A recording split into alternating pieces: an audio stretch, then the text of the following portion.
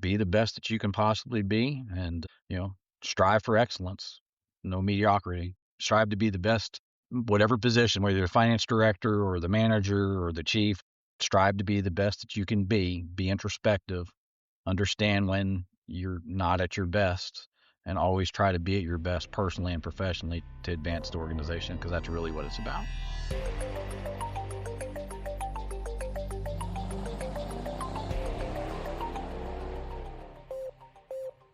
Hello and welcome to The Clear Voice, brought to you by Clear Career Professionals. I'm your host, James Groom. Today we're heading to Central Texas for a conversation with Jim Devlin, Assistant City Manager for the City of Hewitt. Jim spent nearly 3 decades in law enforcement, including more than a decade serving as Chief of Police in Hewitt before transitioning into the City Manager's office. Jim, welcome to The Clear Voice. Thank you. I appreciate it. Honored to be here. Before we get started talking about your career and everything, I just want to let the audience know that it's even weird for me to call you Jim because you used to be my lieutenant when I started policing in my first agency, really big rookie back then. As far as I was concerned, lieutenant was your name. Right. It's kind of like being a coach, right? Once you're a coach, you're always a coach. Once you're a chief, you're always a chief. I still get referred to as chief today, in my own organization. When my actual chief is around with me, and we both turn around and look, see who they're actually talking to. It's like screaming mom in Walmart. Right, exactly. I just want to say I owe you and several other people lots of gratitude for making sure that I survived a 20-year policing career because I couldn't have done it without a good foundation. Well, I appreciate that. That means quite a bit to me. Thank you. Something that always stuck with me about your leadership style, I would call it a dynamic leadership style. What I mean by that is you kind of have a presence about you, like you walk into a room, people naturally pay attention. I was always impressed because you definitely knew the job. There was never a doubt whether you knew how to do the job that I was doing and that you were clearly good at doing your current role, which at that time was lieutenant. You set a high standard. People had to mind their P's and Q's around you, and we did because we respected you as a leader. Have you ever been told that? Have you noticed that about yourself, or am I just making this up? I have been told, and I try to be as humble as I possibly can be.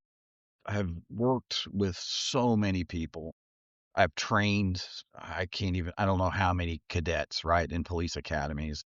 When we were in the North Texas area, and even to this day, I still actually go out to the academies and train. Of course, not as much as I was in the past as a chief. And I get a lot of that. I get a lot of people that really enjoyed my classes, that they had to mind their P's and Q's, as most of us do in this profession. We get a lot of good feedback from people as they get into this career and as they start their journey into public safety and law enforcement. I can only attribute it to probably, some of my training. I never was really a dynamic person, I would say, as a young adult. I got into law enforcement and wasn't even sure that's what I wanted to do, but I did. I transitioned and got into this profession, and it's been a marvelous career. But I picked it up somewhere, and I can only kind of attribute it through trials and errors and failures and what's right and what's wrong and how to navigate some of this. And it actually kind of started really early, as I'm now learning, and I still continue to learn even in my current role. I've taken another assessment, the Enneagram, and I'm called the Challenger. And it's because that basically, to me, that means I won't shut my mouth, not in a bad way, but I question a lot. And I think some of the dynamic portion of it comes from very early on in my career as a relatively brand new officer. I got put on the police association board through my peers, and we're talking very early in my career. And so it wasn't to be caustic in the environment, but it was to try to do what we felt was right for the employees and for the officers.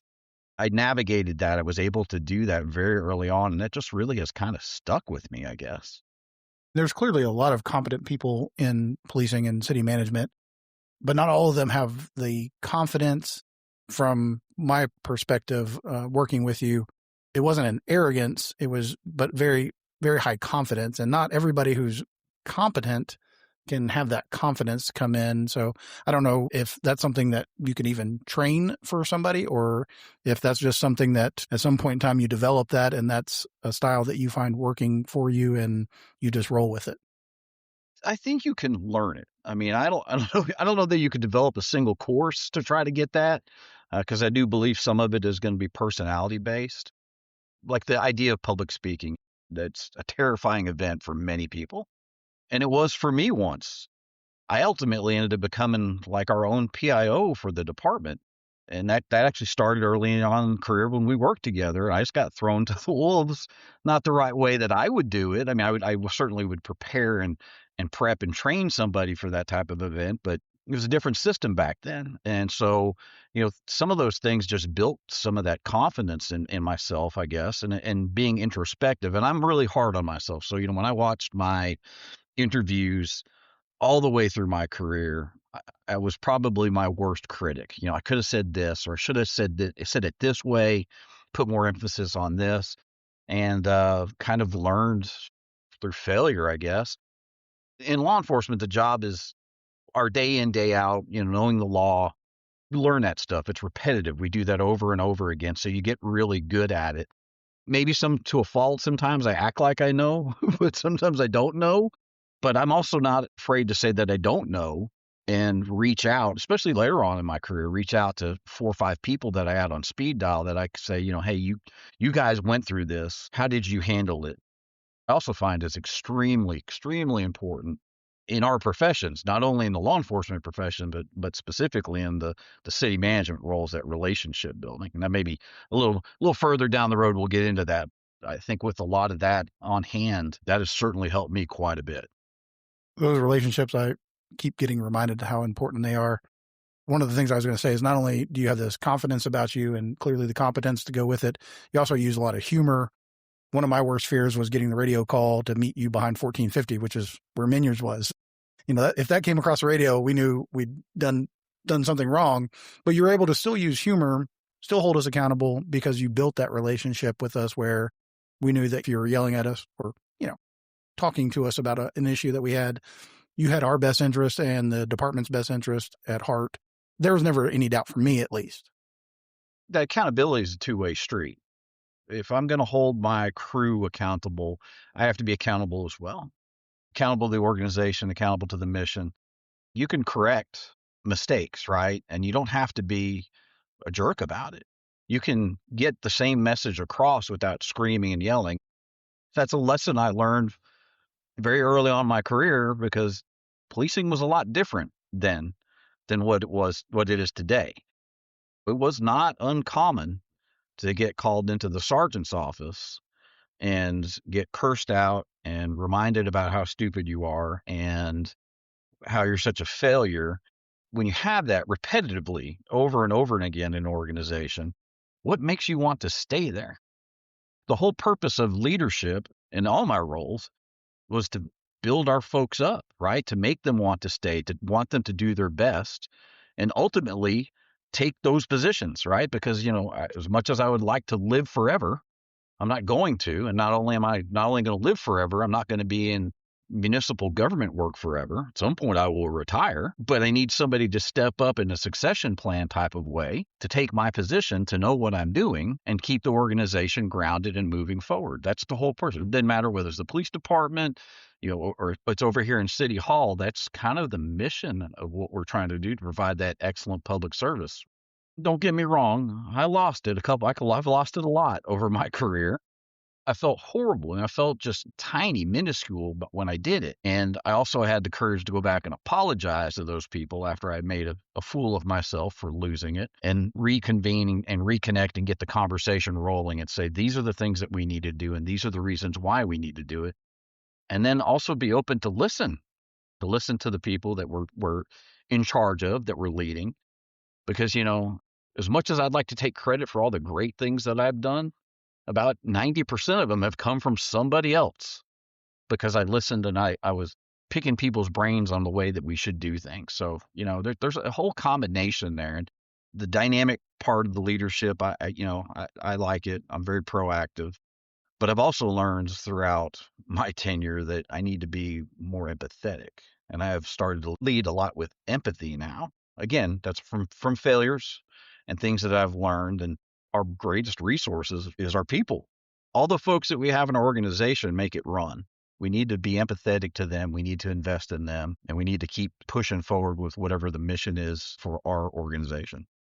For the record, I said yelling. I don't think you actually ever yelled at me, although I felt like you were going to yell at me when I messed up and probably deserved to be yelled at. I always had walked away with a good impression about how you left those things, and I always felt like I got treated fairly, which is a huge part of it. I don't know if you picked this trick up, but my favorite trick, it doesn't work on everybody, but if it's the right person, I'll listen to their story and them explain what happened, and I'll say, oh, I'm just really disappointed that you made that decision. And for some people, it devastates them. So it's almost worse than yelling at them. Oh yeah, I've done that with my kids. When I'm really really disappointed in what you've done or your decision, and I think that's worse than really screaming at somebody. And there's one specific event, and I'm not going to name any names, but there's one specific event, kind of what we're talking about. Basically, the correction without the yelling and the screaming. I messed up. I messed up on an event pursuit, right? And we caused a bunch of damage. I'm trying to laugh because we did that, but I shouldn't have been involved in it. Shouldn't have gotten anything. Nobody got hurt. We crashed a bunch of cars, which, back then that was, almost a cardinal sin to damage vehicles. I went on my days off, and somebody who I consider a significant mentor in my career, who was a chief of police. He was my chief. He was the chief of yours as well.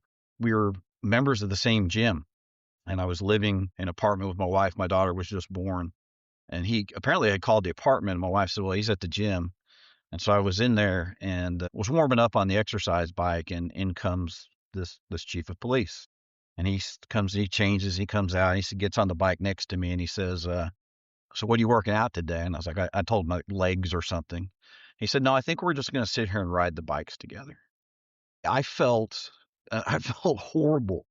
I mean, it wasn't a yelling, it wasn't screaming, but what he was telling me was that I'm better than what I displayed. He obviously pointed out the mistakes, but not only did he give me correction, but he also built me up. I learned, and that's probably 25 years ago. And I still remember the conversation to this day as if we're just sitting there. That really kind of began, and I was just a patrol officer, but that really began my change and outlook on the way that I needed to handle myself and my career and look at it from a larger perspective. This individual had faith in me. And, even to the point where he said, you remind me of me at the same stage of my career, and you can be better. Having that mentorship, having that friendship really meant a lot and really made a difference in my career, really, really helped me out a lot as I moved forward. Yeah, it's amazing when you think about some of those kind of actions that who knows what would have happened if it had been handled differently, if somebody had made the decision that, well, he's expendable because we can get somebody else. And that happens across organizations all the time, that somebody's just branded, they're no good. There were people you knew that weren't going to do anything. Nobody was ever going to hold them accountable to make them do anything. They'd just given up on them, and they may have worked 5, 10 plus years still. And basically everybody was like, well, as long as they don't do anything wrong, we're just going to write them off. They're just a body, basically. That's a mindset that needs to change, right? I mean, there are gross violations of misconduct, right? Don't get me wrong. I mean, there are things that people need to be terminated for, right? There's all sorts of things. But if we're really going to invest in our people, we need to fully invest. As a leader, and I'll say that's probably one of the toughest things on a leader is that investment on the individual, right? Getting to know everybody. As your work group gets bigger, when when a small squad to the second in command of a department to the chief of the department, getting to know the individuals and investing in them throughout the course of their careers, tough to do, but you've got to do it. We've got to do it. And that mentality needs to be pushed from the top down, from the chief to the assistant chiefs to the lieutenants to the sergeants, for all of that investment. Here in my organization, the police department, when I was at the police department in Hewitt, we had to do that. We had to change it because when I came here, there was no investment. It was a broken system. It was a broken culture. And we had to change that. And it took a long time to get that done. And it's still changing today. It's still evolving today.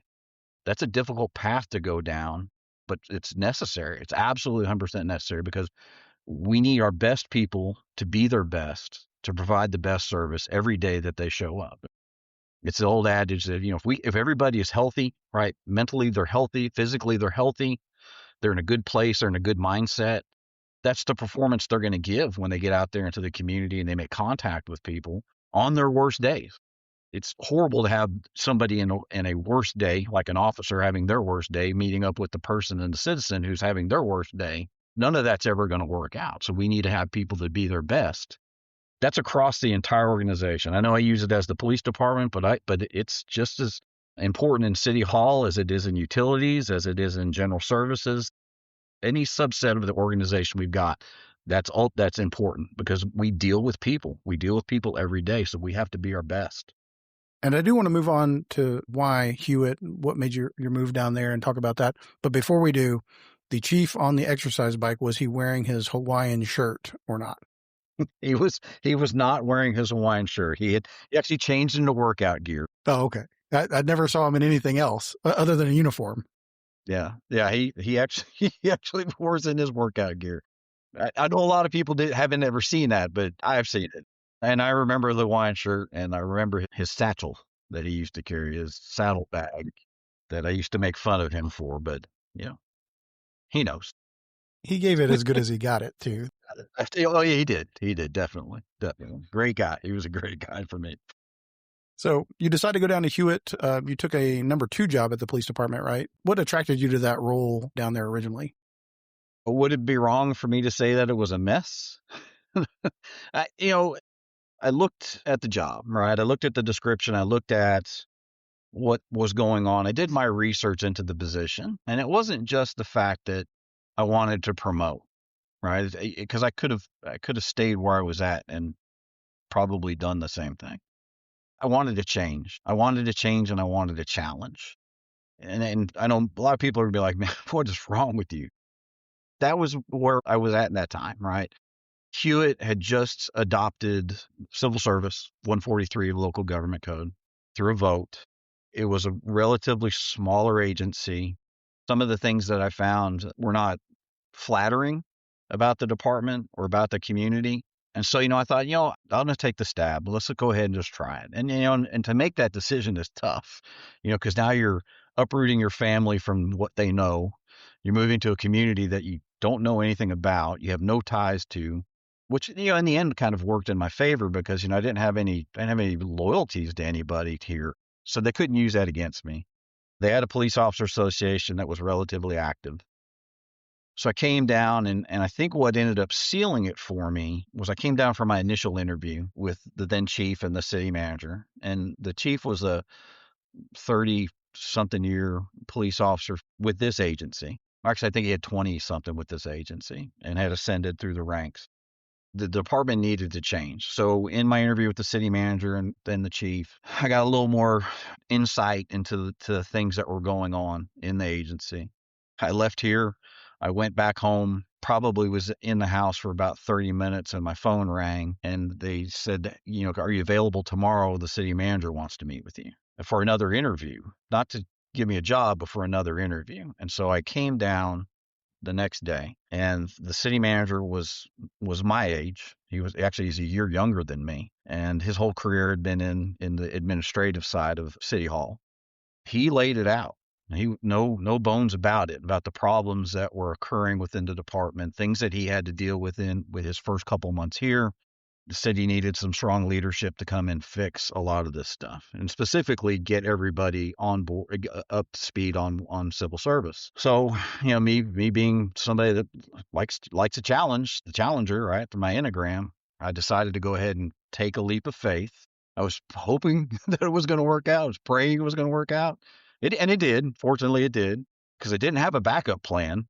I just went ahead and made the decision and basically commuted for a year here as a deputy chief of police. But within that first year, we got so much accomplished. I don't want to say me or I, but we as an organization got a lot accomplished because I found the people that were just craving to change things, right? To change the culture and make the organization as great as it possibly could be. I assembled teams and groups of people to deal with challenges and things that they felt were problems within the organization, and how are we going to address them, and paneled a a group of employees to sit with myself and the city attorney and the appointed civil service director to come up with the rules and regulations for 143, give them a part in that role. Those things went a long way, changing the shift structure, the 12s, which, there's good and there's bad, but they couldn't get staffing the way that they're running their scheduling. It was a perfect 1995 police department in 2009. It felt like what I walked into when I first started my career. When I started, we just went civil service. I got put on the POA. We worked towards a lot of great things within the organization just to try to benefit and help the employees. So it was a significant leap, but man, I was right. I was right. And I'm so grateful and I'm so honored that I made the decision to come down here because it has allowed me to make some meaningful impact in this community. You started off by talking about that was one of the things that attracted you there was the challenge in it not being polished. If you have the skills to come in and fix places versus going to a place that's very polished, I would say, yes, you can be successful going to some place that's polished, but there's way higher expectations probably. It's very easy to make those wins when things hadn't been done correctly before you. It's not to fault anybody within the organization. It's just that there wasn't a thought or continuation on how to make it better for the community. And I don't mean that in a sarcastic or a mean type of way, but we were, you know how we get. We just kind of get set in our ways, right? I hate the phrase, we've always done it that way. Crawls all over me. But there were small things to make significant impact in the community. I mean, when I got here, we had an armed robbery of a gas station. Right. Now, the media here is not like it is in North Texas or in Austin or Houston. I had surveillance video of the robbery. I couldn't get anybody to play it on the local news channels. And so I was like, why will nobody call me back? Well, I mean, this is cake for these guys. This is easy. And come to find out, our agency, and actually the city as a whole, was really still of the mindset of no comment. It's under investigation. I was like, we can't do that. Not that I'm an expert in public information, but I do know that if you don't say something, they'll just say whatever, right? No comment. I mean, and none of it ever looks good. I had to build that relationship with our local media here to get that message out of the things that we were doing. And then that in turn turned into all kinds of things where we were contacted. Say we probably were contacted more than the larger agencies in our community on things that were happening. So then that led into, like the small things, the easy things, drug take back. They were already doing National Night Out, basically became a signature event for this community where we'd have between 1,500 and 2,000 people show up for a National Night Out event. Citizens Police Academies, they tried to do one of those. We enhanced it. It was death by PowerPoint. I told them we were not going to do that. There's so many things that were very simple that we could task people with and say, hey, this is an idea. Let's try to do this. That got us so much credibility and so much thankfulness from the community because we were doing these things. And that really put a connection between us and the citizens. And that's what I was always big about, is that we're not a 100-person agency. I think we're sitting at 34, 35 officers now. And it was even less when I was over there. I wanted people in the community to know who the officers were, right? I didn't want them just to see the squad car and go, oh, there's the police. And they say, oh, that's Officer so-and-so. They taught the DRE portion of the Citizens Police Academy, and this is what they did, and tell their neighbors, and hey, you need to sign up. That stuff is great. They're they're really nice people. They're not just out writing tickets and eating donuts. They're actual real people. That was kind of my mission from the get-go, because there was so much room that we could improve, so much advancement potential there, and we had to grasp it and take advantage of every single bit of it. I'm not going to boast too much, but it made a huge difference. I mean, it made an extreme difference to where we were getting things like safest communities in the state of Texas. I remember the first one I got, and I was like, well, how did we get that? Well, it's because of the actions of the department. And of course, we'd push it out there, and some of my peers in there would be like, "Well, who'd you pay to say that?" But I was like, "I didn't pay anybody. They just sent it to me." But it was meaningful, right? Even through the social media stuff, we didn't have any of that, so I created that. Learned a lot doing that, and how much of a pain that is, and why cities hire marketing people to do that stuff. It was a gamble, very well worth it. The other thing I thought that you said that was very important, and this may be my perspective and maybe you have a different one, but we've done a couple of assistant chief recruitments through Clear recently. Now, these are polished agencies. They don't have those kind of problems. We're sometimes finding that it's hard to find a lot of good candidates. And I don't personally think it's because there's a lack of leadership in the state.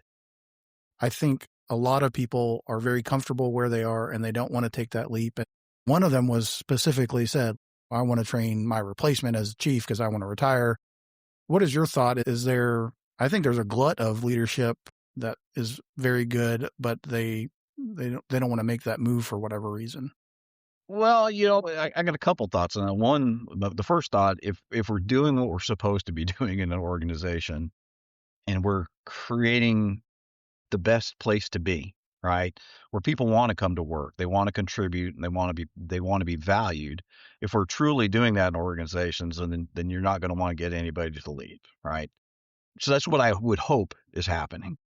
But I also think in our profession, a lot of times we just get caught up in this is what we're familiar with. I mean, it is difficult to make the decision to pack up what you know and go to somewhere else.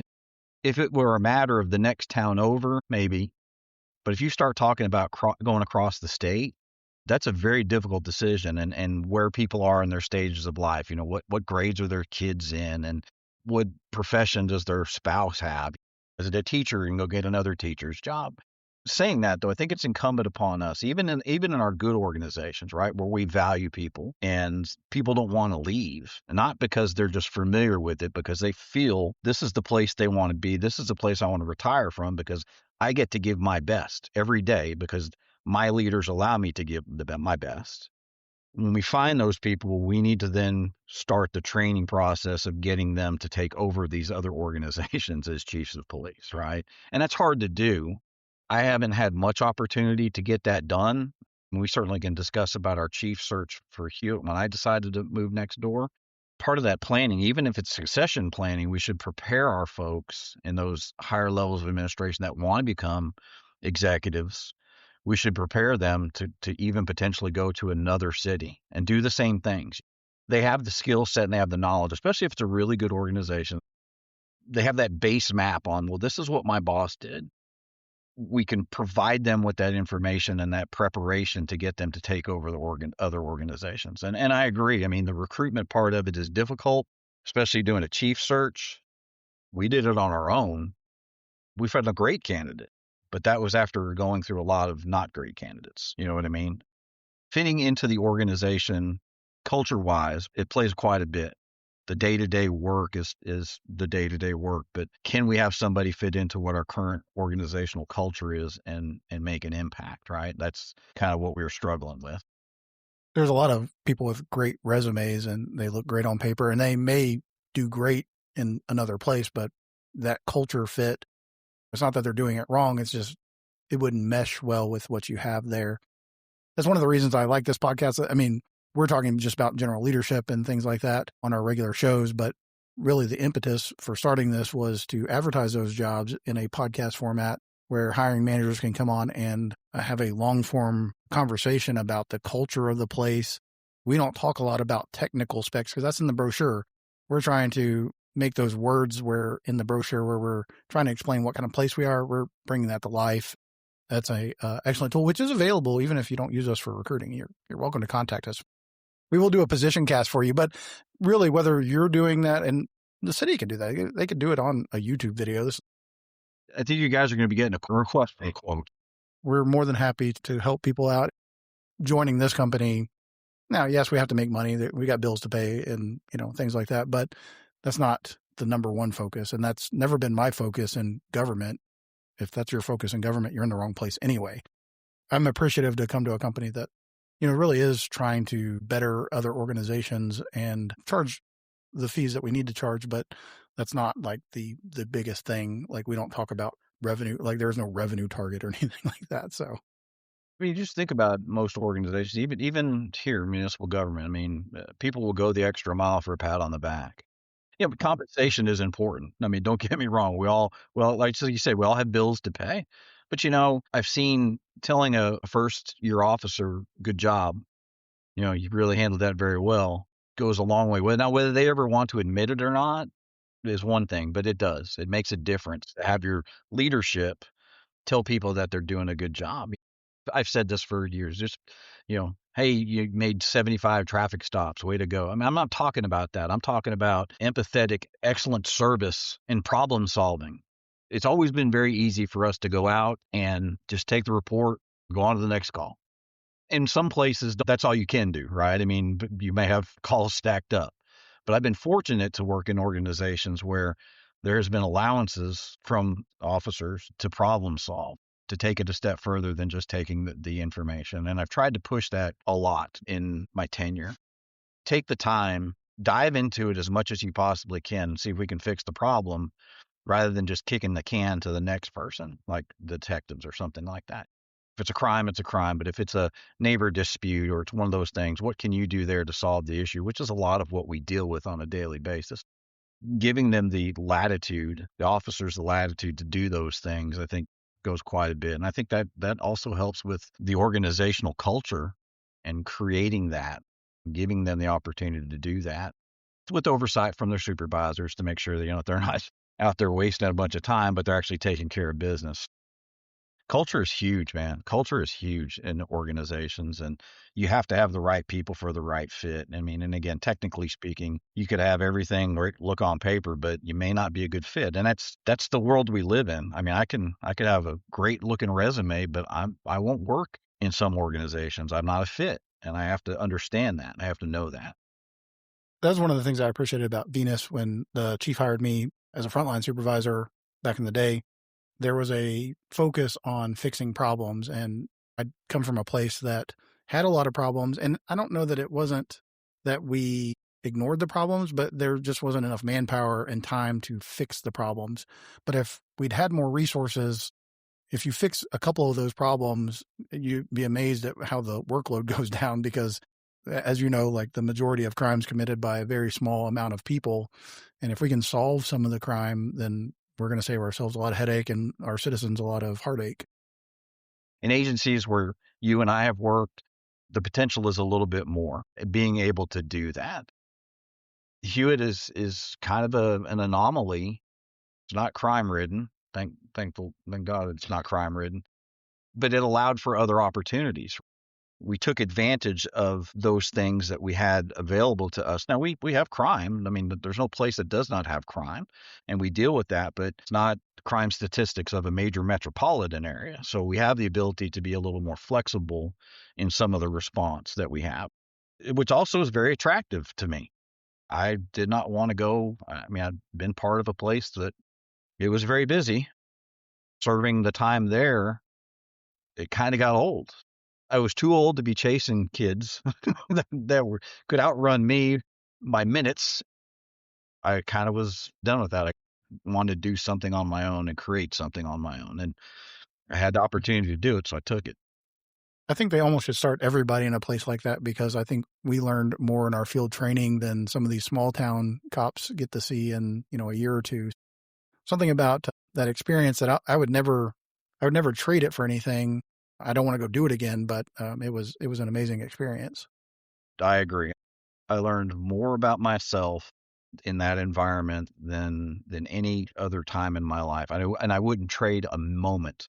It was tough and it was bad in the sense of some of the things that we had to deal with, but I wouldn't trade it because it shaped and molded me to really kind of what I am today. And it helped, especially here, it helped the transition when you come from a place like that that's busy to a place that's not really busy. And you explain to your staff that, well, yeah, we went to court all the time. We had these types of things going on. Now, some of them, before I got here, some of them had done their research on me and realized what area we came from and, kind of did their own background on me and whatnot.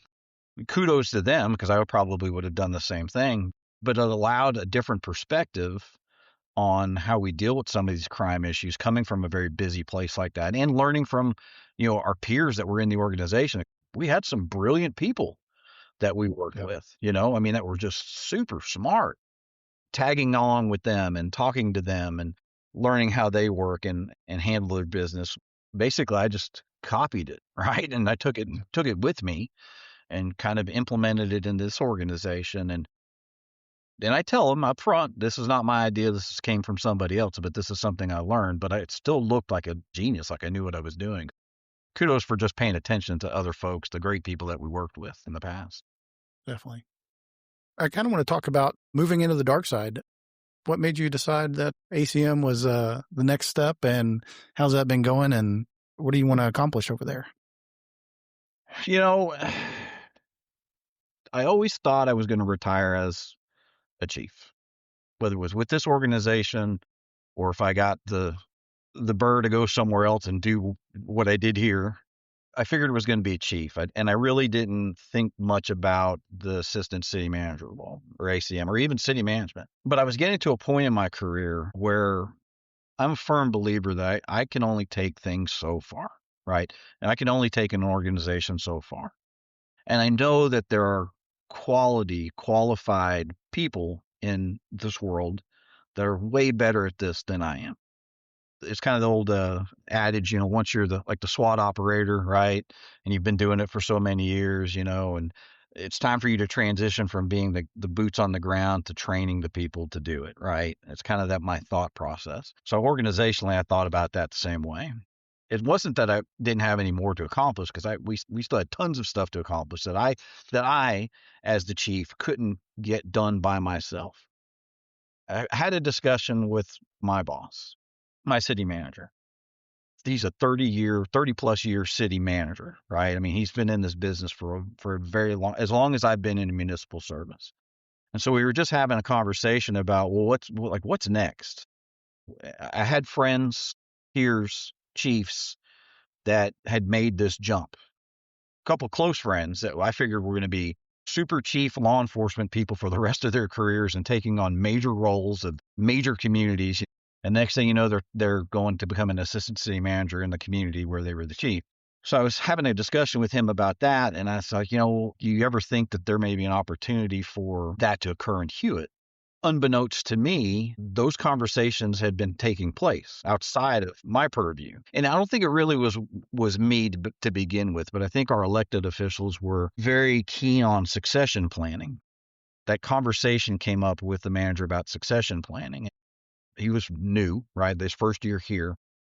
And he said, "Oh yeah, I got you. We'll start working on some of that, but I need to kind of get my feet wet and figure out who is who and what's going on in the city, etc." I think the next year it came back up around evaluation time, and he said, "I think I've got an idea on what we're going to do." And I think the third year they really pressed him. He was thinking about moving me next door. I didn't know. I didn't have any idea that I was going to he'd even consider me.